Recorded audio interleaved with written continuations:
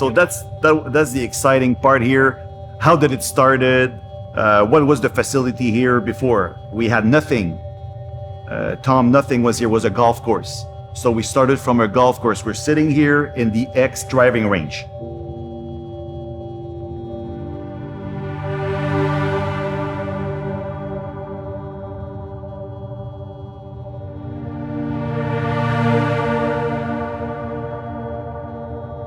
Some 4 years ago, I had the idea to start EXKA.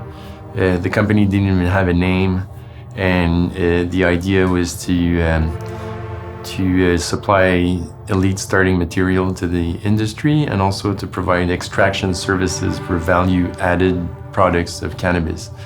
So I was looking for a business development expert, and I was going through my contacts on LinkedIn, and I came across Sebastian's profile, which seemed to really fit well with what I was looking for.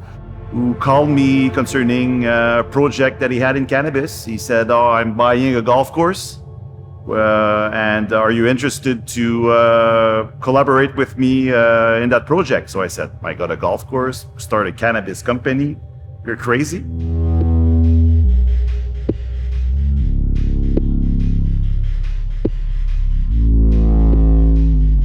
So our business model here at EXKA is we're targeting the highest market segments around the genetics and the pharma. So we have EXKA Genetics targeting starting materials. So we sell plantlets. Plantlets to be little clones of 4 inches tall, or large teens of 16 inches tall, or even larger teen going up to 26 inches tall. So that's elite starting material that was started in micro-propagation. EXKA called me up, and I found it was an interesting business because they do propagation, so it's not just flowers. So it's in vitro, ex vitro. Basically what we do is that we take a small like part of the plant, the cells, and we can multiply it like many times. So what we do for the clients is that we take their plants, we basically, like clean them out. And how we do that is we take the tiny top of the plant, and we cut it, and we repot it in a small tube. And then we do that, we can do that up to 3 or 4 times to clean the plant from these viruses, the bacteria, the pests, and the diseases.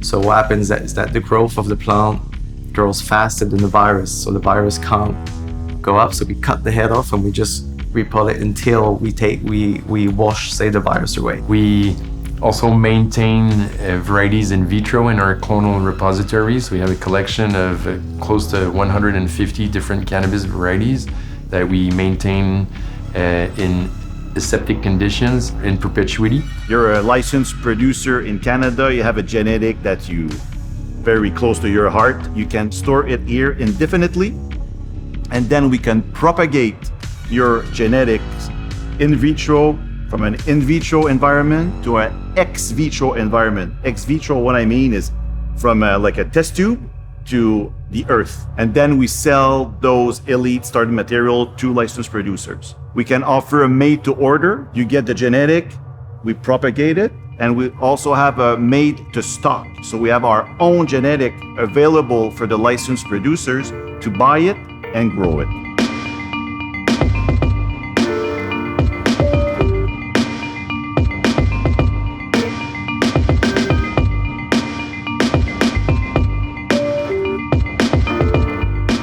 Les différents types d'extraction qu'on fait chez EXKA, il y a l'extraction au CO2 supercritique, puis on a l'extraction à l'éthanol.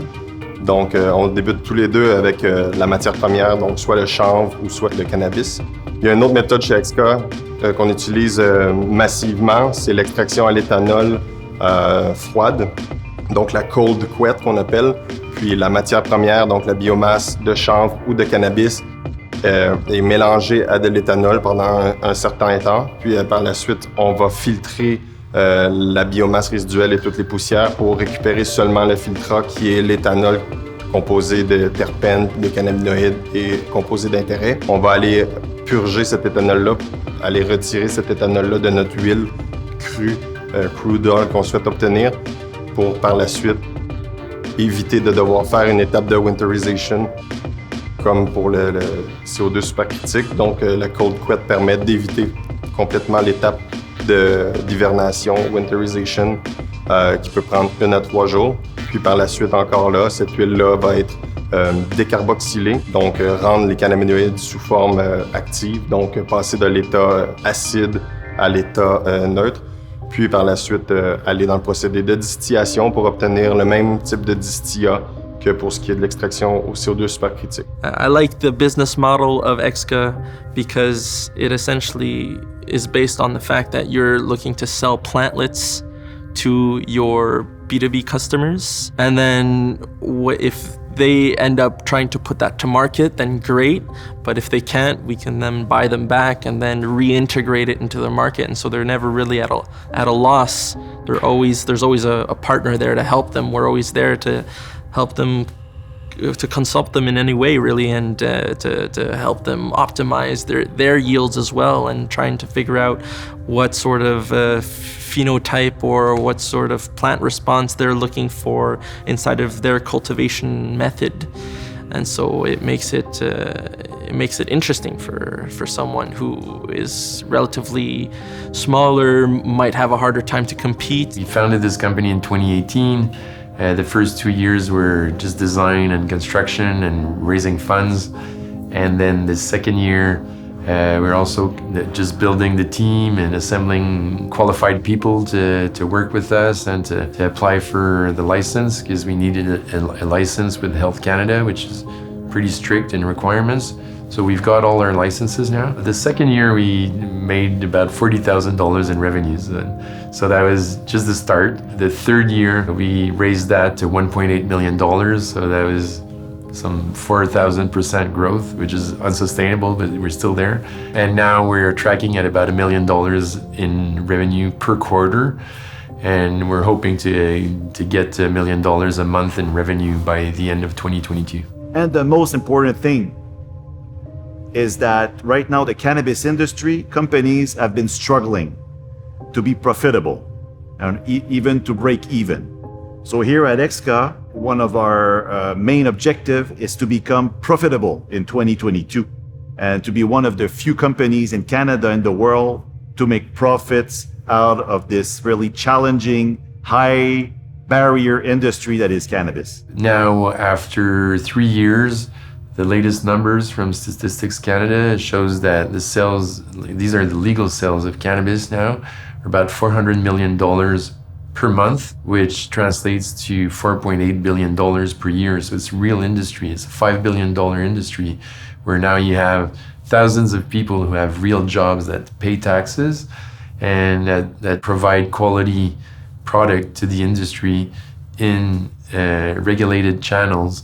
So that's obviously a great step that Canada has taken over the last few years.